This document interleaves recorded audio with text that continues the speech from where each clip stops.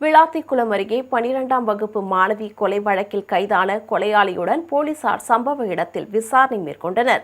தூத்துக்குடி மாவட்டம் விளாத்திக்குளம் அருகே வேடநத்தம் கிராமத்தில் நிகழ்ந்த 12ஆம் வகுப்பு மாணவி பாலியல் வன்கொடுமை செய்யப்பட்டு படுகொலை செய்யப்பட்டார்.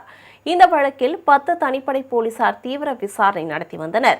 இந்நிலையில் ராமநாதபுரம் மாவட்டம் சாயல்குடி பகுதியைச் சேர்ந்த குற்றவாளி முனீஸ்வரனை போலீசார் கைது செய்தனர்.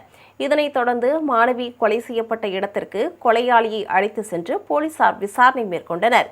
இந்த விசாரணையை போலீசார் வீடியோ காட்சியாக பதிவு செய்ததாக கூறப்படுகிறது.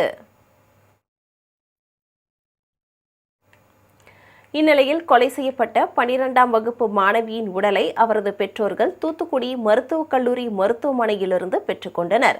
அதன் பின்னர் மாணவியின் உடல் இறுதி சடங்கிற்காக பலத்த போலீஸ் பாதுகாப்புடன் நத்தம் கிராமத்திற்கு கொண்டு செல்லப்பட்டது.